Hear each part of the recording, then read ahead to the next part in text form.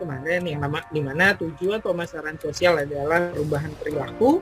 Nah, target kita adalah spesifik yang ada di masyarakat, misalnya terkait permasalahan apa yang kita angkat, berarti sasaran kita adalah masyarakat tertentu. Nah, di mana segmentasi pasar kita pada masyarakat ini adalah kita membagi pasar menjadi pembeli yang dimana yang kebutuhan atau karakteristik atau perilaku berbeda dan mungkin membutuhkan yang namanya produk atau yang namanya bauran pemasaran yang secara terpisah. Nah, di mana nanti kita memiliki yang namanya syarat-syarat yang namanya untuk segmentasi pasar yang lebih efektif, terus bagaimana cara mengadopsi terus teknik pemasaran untuk mendapatkan yang namanya manfaat dari sosial ini sendiri.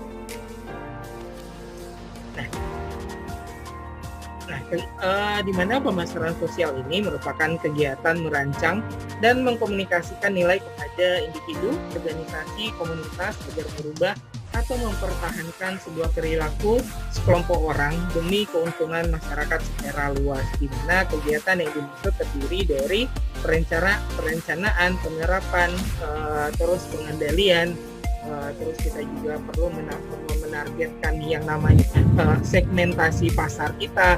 Nah, di mana ketika kita menargetkan atau membuat sebuah syarat di dalam yang namanya segmentasi pasar itu harus dapat diukur. Nah, terus dapat dijangkau. Nah, cakupannya juga harusnya juga cukup besar. Nah, terus dapat dibedakan. Nah, di mana segmen tersebut dapat dibedakan dengan jelas. Nah, terus dapat dijelaskan. Nah, berarti segmen tersebut dapat dijangkau atau dilayani dengan sumber daya yang dimiliki oleh kita sebagai penyelenggara. Nah, ada langkah-langkah di dalam yang namanya perencanaan skenario pemasaran sosial. Nah, dimulai dengan yang namanya identifikasi perilaku bermasalah, menetapkan tujuan perilaku yang diharapkan, memahami secara mendalam mengenai perilaku permasalahan yang ditargetkan, analisis alternatif intervensi, segmentasi target, intervensi, terus desain intervensi. Nah, sebelum kita melakukan yang namanya langkah-langkah ini, nah tadi kita harus ketika kita menetapkan yang namanya pasar tadi, terus ada yang namanya tahapan-tahapan ketika kita menentukan yang namanya segmentasi pasar. Terus bagaimana kita market target kita atau pemilihan pasar tersebut. Nah, supaya semuanya tujuan dari yang namanya pemasaran sosial ini tercapai. Nah, bagaimana terkait pola pemilihan pasarnya? Kita harus juga tahu bagaimana konsentrasi pada segmen tunggal melalui pasar, terus spesialisasi selektif. Nah, produk kita, terus bagaimana pasar, bagaimana jangkauannya, bagaimana terkait marketing. Nah, bagaimana membagi antara pasar dengan segmen dan perusahaan membuat yang namanya sebuah penawaran yang berbeda untuk masing-masing segmen. Nah, kontribusi pada segmennya seperti apa? Terus bagaimana kita yang namanya penempatan sebuah produk. Nah, tindakan untuk yang namanya menempatkan posisi bersaing produk dan pembaharuan terhadap pemasaran yang tepat pada setiap pasar sasaran yang ingin kita tuju. Nah, terus ada beberapa faktor juga yang harus diperhatikan ketika kita yang namanya penetapan sebuah produk tersebut.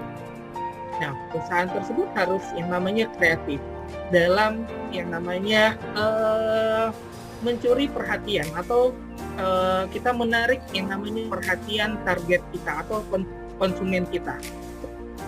Komunikasi di dalam pemasaran. Nah, sebuah produk ini harus jelas dan sederhana yang kita sampaikan kepada masyarakat tersebut. Nah, apa yang kita sampaikan? kepada masyarakat ini juga harus konsisten. Kita sebagai tenaga kesehatan atau sebagai perusahaan marketing sosial, nah harus memiliki yang namanya satu atau dua beberapa kata ampuh di benak pelanggan kita, atau namanya jargon. Nah, supaya konsumen kita mengingat setiap kali kita mengiklankan sebuah produk. Nah, terus harus juga menggunakan yang namanya bahasa yang mudah dimengerti oleh pelanggan tersebut. Misalnya, sebuah produk target pasarnya adalah anak-anak. Nah, maka bahasa yang kita gunakan juga harus mudah dan dicerna oleh anak-anak tersebut. Jadi jangan menggunakan bahasa-bahasa yang ilmiah, karena mereka tidak mengerti nantinya terkait yang namanya bahasa ilmiah tersebut. Terus kita masuk kepada identifikasi perilaku bermasalah. Identifikasi perilaku bermasalah di lokasi melalui pemetaan swadaya, identifikasi kelompok masyarakat yang berperilaku tersebut, analisis akibat dari setiap perilaku bermasalah, penentuan perilaku yang diintervensi. Nah, artinya bahwa kita harus yang namanya melakukan identifikasi dulu nih di masyarakat. Nah, di masyarakat itu seperti apa? Nah, apa yang dibutuhkan oleh masyarakat? Nah, permasalahan apa yang terjadi di masyarakat tersebut? Nah, kita bisa menggunakan yang namanya SWOT. Nah, masih ingat mungkin ya terkait bagaimana melakukan SWOT tersebut. Nah, apa yang terjadi di masyarakat tersebut? Siapa yang bermasalah? Nah, seberapa besar gawat darurat permasalahan tersebut? Nah, kita juga harus tahu ketika kita mau memasarkan sebuah produk, nah kita harus tahu dulu nih permasalahan yang ada di masyarakat itu apa. Nah, sehingga kita tepat nanti ketika mau melakukan yang namanya pemasaran sosial. Nah, jangan sampai nanti permasalahan di masyarakat itu adalah misalnya terkait perilaku merokok. Nah, tetapi kita mau melakukan yang namanya pemasaran sosial adalah olahraga. Nah, berarti kan ini sebenarnya tidak sinkron apa yang kita sampaikan dengan apa yang ada atau perilaku yang ada di masyarakat. Nah, kita kembalikan lagi yang namanya pemasaran sosial, yaitu merupakan sebuah aplikasi atau penerapan teknik dan strategi pemasaran komersil melalui tahapan mulai dari analisis, ya, mulai dari habis itu kita perencanaan, pelaksanaan, dan evaluasi aneka program yang dirancang untuk secara sengaja mempengaruhi perilaku target. Nah, subjek sasaran dalam upaya memperbaiki yang namanya kesejahteraan perorangan dan kesejahteraan secara umum yang ada di masyarakat tersebut, masyarakat secara luas. Nah, karena target kita bukan hanya masyarakat secara spesifik saja, tetapi yang namanya untuk meningkatkan derajat kesehatan masyarakat, kita perlu memperluas yang namanya target pasar kita. Ya, di mana perubahan perilaku ini mempunyai kontribusi yang signifikan dalam menentukan status kesehatan masyarakat. Nah, di mana dibutuhkan yang namanya perubahan perilaku di sini. Nah, perubahan perilaku ini menjadi penting. Nah, kenapa perubahan perilaku ini menjadi penting? Bagaimana cara untuk mencapai yang namanya perubahan perilaku? Nah, maka diperlukan yang namanya promosi kesehatan.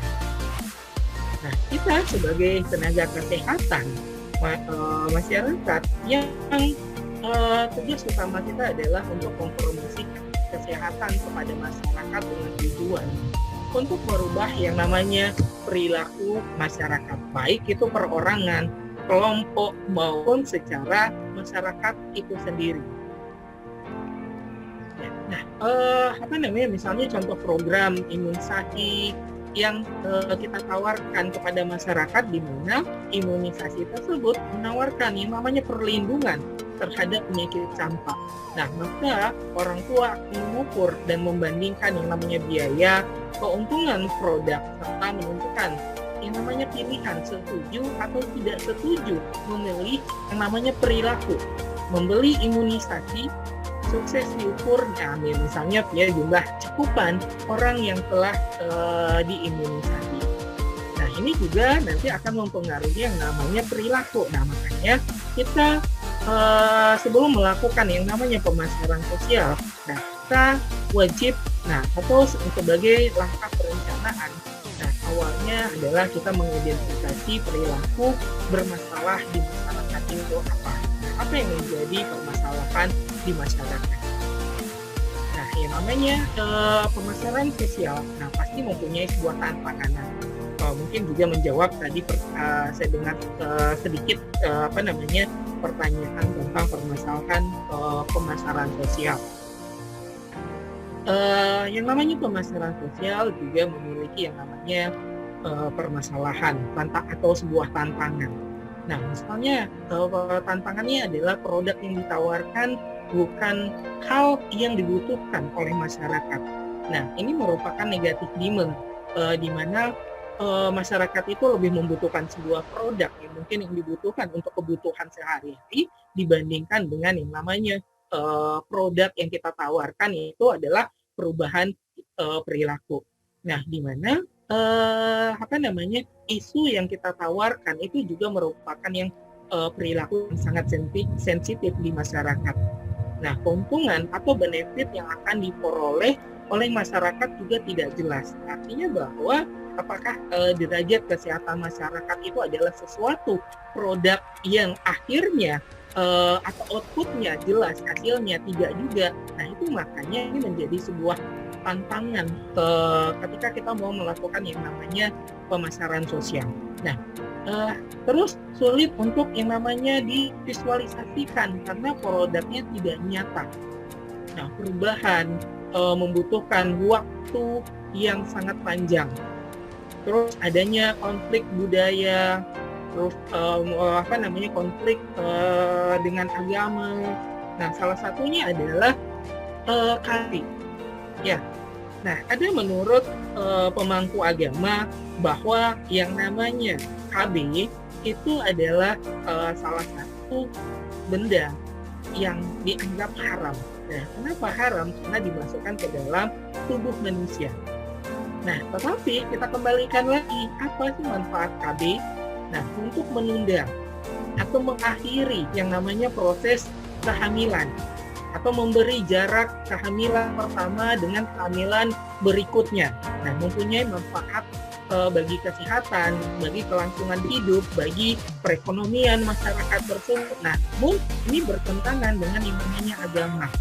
Nah, ada beberapa di waktu itu di daerah, saya lupa di daerah, ada di sebuah wilayah. Nah, itu pemangku agamanya itu melarang yang namanya pemakaian KB. Nah, karena menurut mereka itu adalah haram, karena benda yang dimasukkan suatu benda dimasukkan ke dalam tubuh.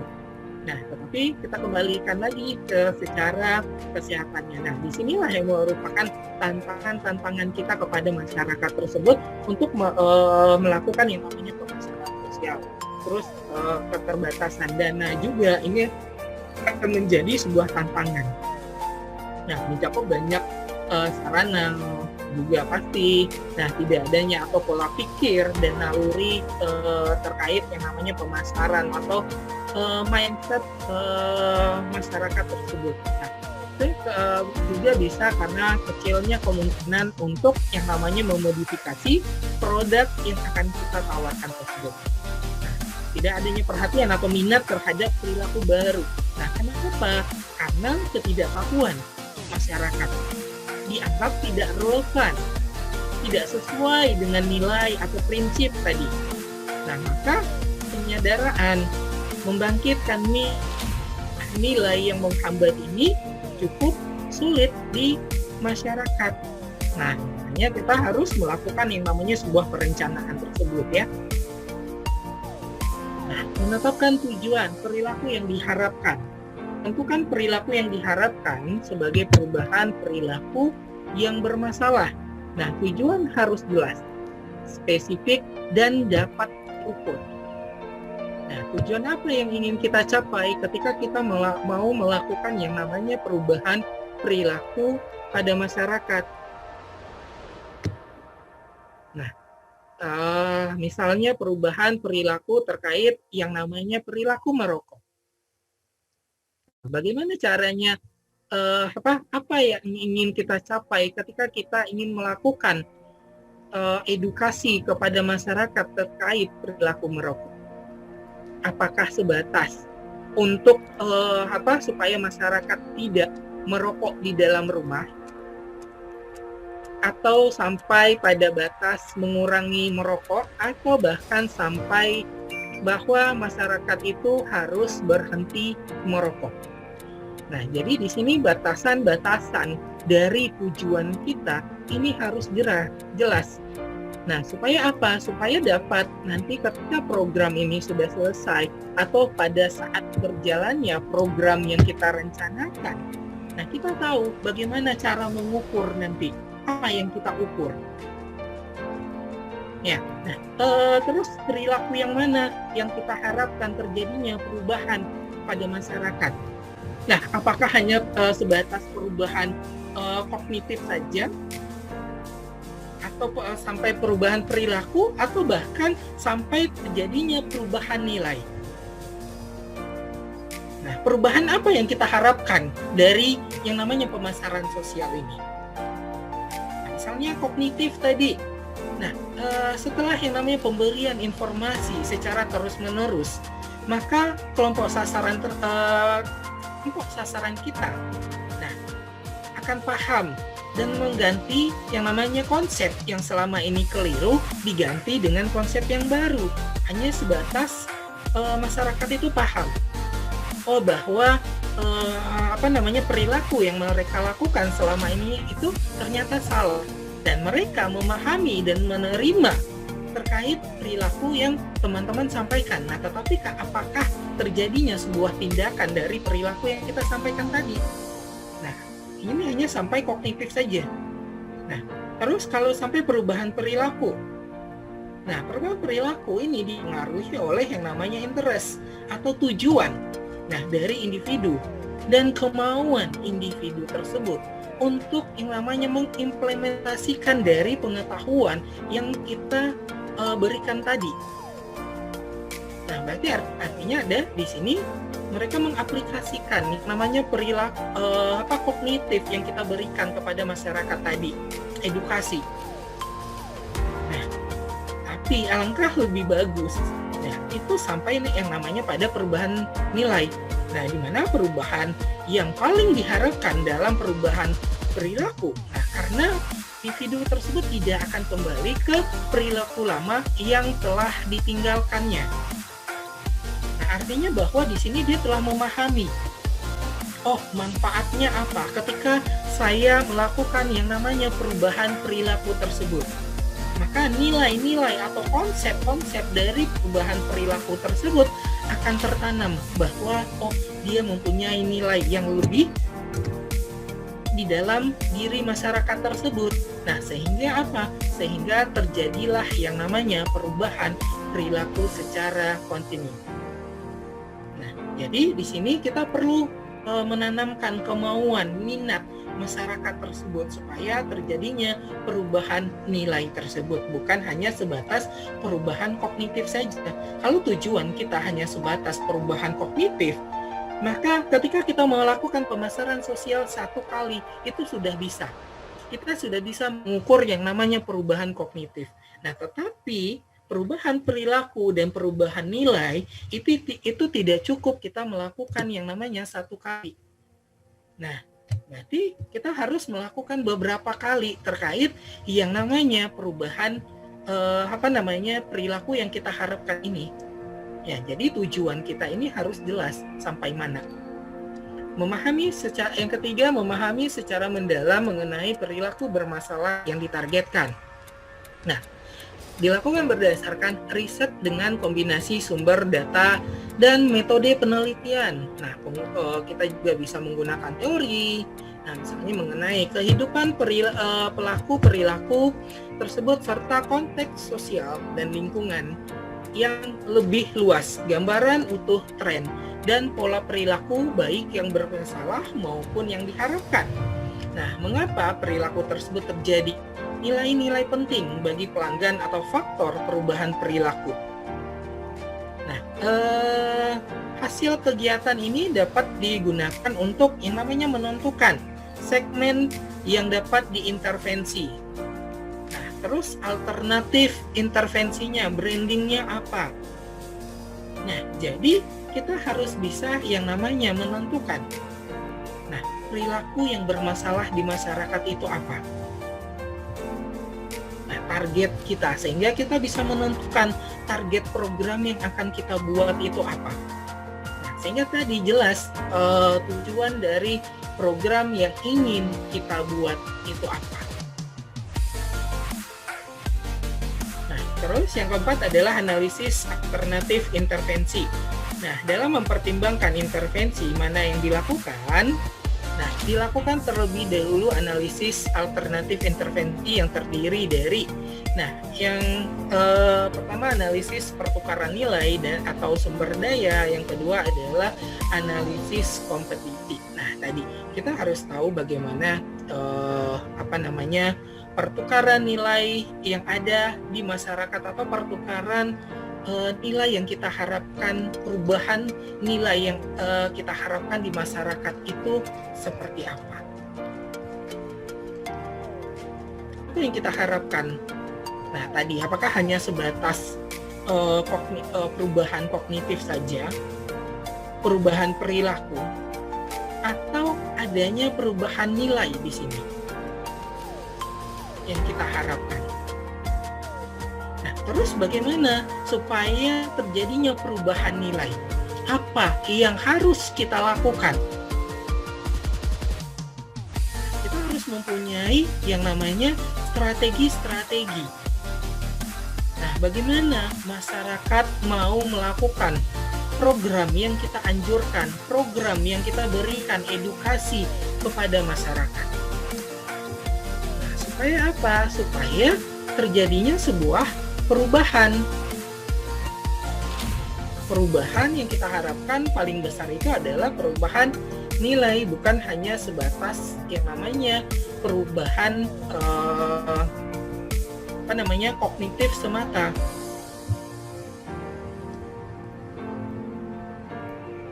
Nah, tetapi yang paling penting atau yang paling besar adalah perubahan nilai. Nah, karena ketika sudah terjadi perubahan nilai, mereka sudah kognitifnya pasti sudah mengalami yang namanya kenaikan atau perubahan jauh lebih baik. Mereka sudah melakukan yang namanya perubahan perilaku.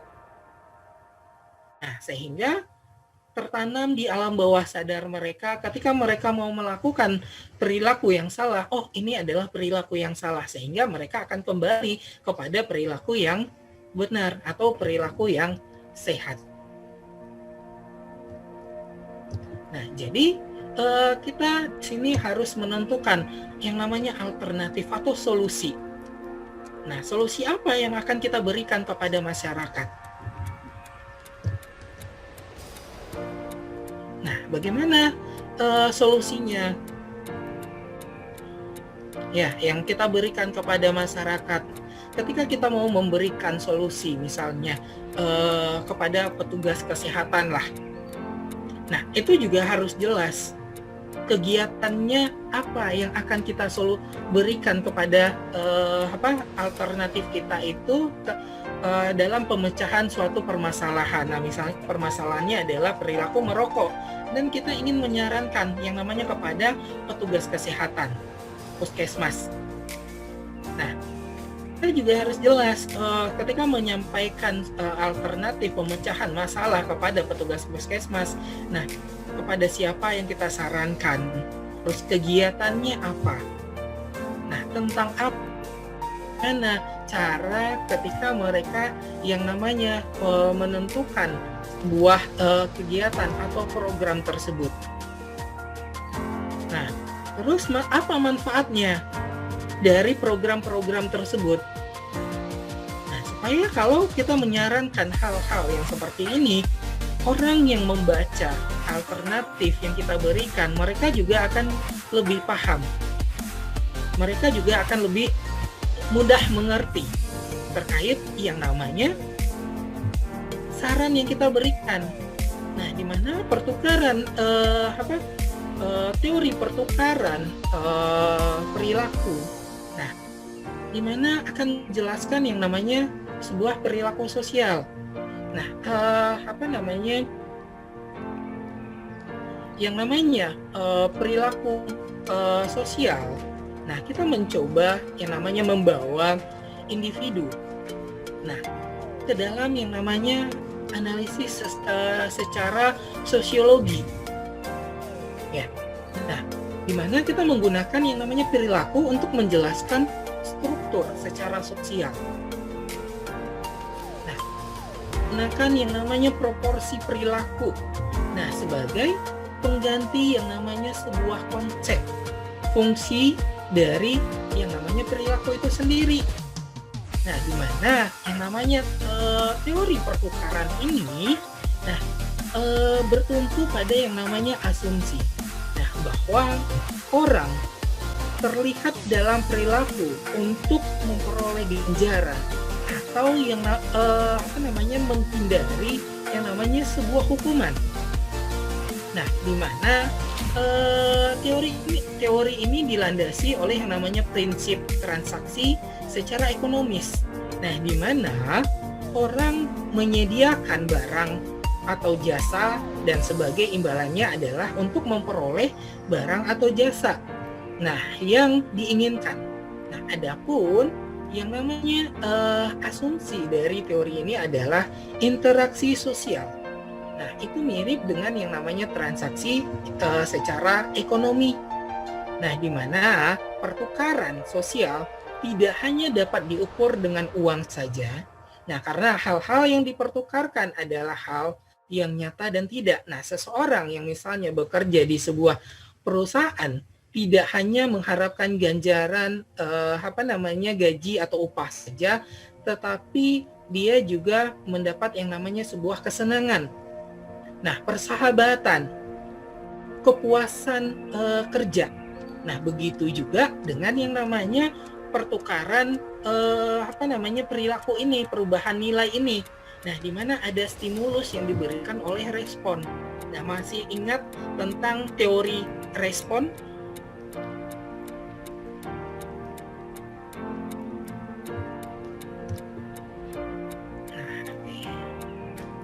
Terus kita lanjut kepada analisis pertukaran nilai tadi sumber daya. Ini juga sudah dibahas sebenarnya tadi. Nah, berdasarkan perilaku yang diharapkan dan alternatif intervensi yang diidentifikasi sebelumnya.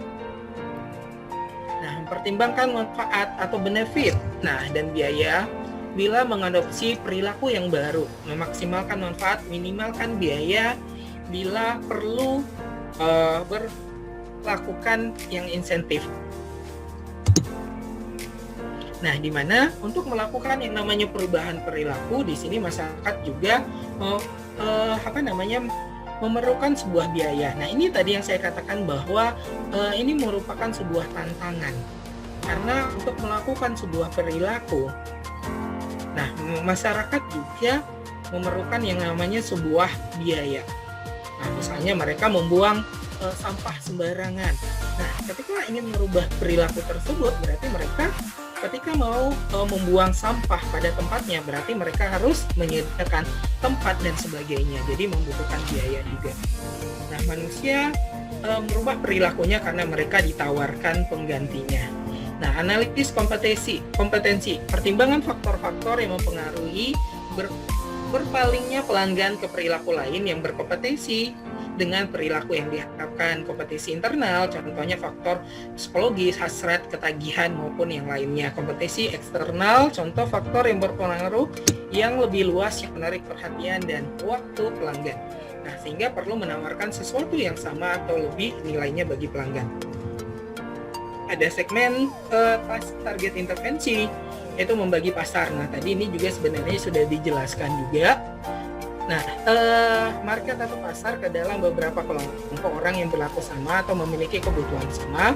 Segmen dapat dikelompokkan bukan hanya berdasarkan kesamaan demografi atau geografis saja, tetapi juga kesamaan perilaku dan secara fisiografis juga. Kita lihat dari nilai-nilai maupun gaya hidup. Pilih dan prioritaskan segmen berdasarkan kriteria yang jelas seperti ukuran dan kesiapan untuk sebuah perubahan. Nah, intervensi dirancang sesuai segmen yang kita targetkan. Nah, beberapa pertanyaan kunci untuk menentukan segmen pasar. Nah, apakah segmen cukup besar atau menguntungkan untuk dilayani? Apakah segmen ini dapat dibedakan dengan jelas? Nah, apakah segmen ini mudah dipengaruhi, ataukah mudah diakses, atau cukup genting? Nah, terkait yang namanya segmen ini, nah sumber daya yang diperlukan untuk memenuhi kebutuhan segmen tersebut, terus apakah dapat ditindaklanjuti? Nah, jadi kita harus menentukan, kita harus menganalisis yang namanya target kita itu. Nah, bagaimana tadi perilaku di masyarakat tersebut? Nah, apakah program atau alternatif yang akan kita berikan kepada masyarakat tersebut? Nah, apakah akan terjadi sebuah perubahan? Nah, terus bagaimana masyarakat untuk mengakses yang namanya pelayanan kesehatan tersebut? Apakah masyarakat mudah mengaksesnya? Bagaimana dengan letak geografis masyarakat tersebut dengan yang namanya pelayanan kesehatan? Nah, atau misalnya tempat posyandu, apakah masyarakat bisa mengakses tempat posyandu tersebut untuk mengimunisasi anaknya? Apalagi di masa pandemi, memang kemarin posyandu tidak ditiadakan, sekarang mulai dibuka lagi. Nah, bagaimana kita menerapkan atau memberikan edukasi kepada masyarakat? Nah, supaya masyarakat mau datang lagi ke posyandu untuk mengimunisasi anaknya, menimbang, mengukur berat badan atau memantau pertumbuhan dan perkembangan bayi balita tersebut. Nah, sementara yang namanya pandemi masih berlangsung. Nah, disinilah fungsi kita memberikan edukasi kepada masyarakat untuk memberikan nilai-nilai kepada masyarakat tersebut. Nah, masyarakat tidak perlu khawatir walaupun di masa pandemi. Nah, ketika imunisasi tetap protokol kesehatan dilaksanakan. Nah, disinilah peran kita memberikan edukasi kepada masyarakat tersebut. Nah, apakah kegiatan-kegiatan seperti ini dapat ditindaklanjuti keberlangsungannya di masyarakat? Nah, jadi kita harus tahu terkait yang namanya target pasar kita ini. Bagaimana perilakunya? Apakah dengan alternatif yang kita sarankan dapat dilakukan oleh masyarakat tersebut? Ya. Nah, desain intervensi kita perlu yang namanya dalam mendesain. Nah, kita bisa menggunakan yang namanya pendekatan atau metode intervensi untuk merubah perubahan perilaku tersebut. Nah, kita bisa menggunakan unsur 4P, produk, harga, price, dan promotion.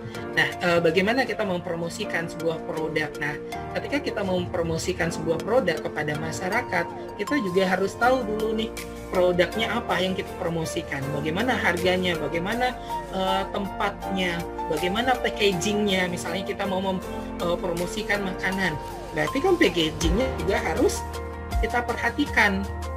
Nah, misalnya kita mempromosikan makanan kepada masyarakat, nah alangkah lebih baiknya kita juga menyelipkan yang namanya edukasi terkait yang namanya gizi, pola pangan di dalam bungkus-bungkus makanan tersebut. Nah, supaya apa? Supaya terjadi perubahan perilaku, bukan hanya masyarakat mengkonsumsi makanan tersebut, tetapi terjadilah perubahan perilaku juga ya. Atau gunakan metode intervensi primer, pertimbangan metode dan pendekatan yang berkelanjutan secara praktek dan finansialnya. Nah, metode intervensi primer, ada informasi dan edukasi. Terus kita memberikan dukungan kepada masyarakat, mendesain ulang kontrol atau mengatur yang namanya perilaku yang ada di masyarakat tersebut sehingga terjadinya sebuah perubahan perilaku. Nah, tipsnya adalah pemasaran sosial sifatnya tidak pernah memaksa. Nah, pemasar sosial sebaiknya mempengaruhi para pengambil keputusan bila isunya kritis. Nah, supaya apa? Supaya pemerintah memberikan sebuah kebijakan. Nah, atau mendukung program kita supaya kita lebih mudah masuk kepada masyarakat tersebut. Nah, prioritaskan untuk merubah pengaruh eksternal terlebih dahulu. Nah, pemasaran sosial dapat mendukung peraturan yang ada. Nah, terus lakukan yang namanya evaluasi secara berkala. Evaluasi bisa kita lakukan pada saat proses berlangsung. Nah, evaluasi ini kenapa kita lakukan pada saat proses berlangsung? Ketika kita menemukan sebuah ganjalan atau menemukan sebuah ketimpangan, nah kita bisa meluruskan lagi. Itu gunanya ketika kita melakukan evaluasi ketika prosesnya sedang berlangsung. Terus kita bisa juga melakukan evaluasi pada tahap akhir untuk melihat apa yang kita lakukan berhasil atau tidak. Ketika program ini tidak berhasil, maka untuk selanjutnya kita bisa melakukan pembaharuan atau melakukan yang namanya evaluasi terkait program tersebut, memperbaharui supaya program selanjutnya bisa tercapai dengan lebih maksimal lagi. Oke, mungkin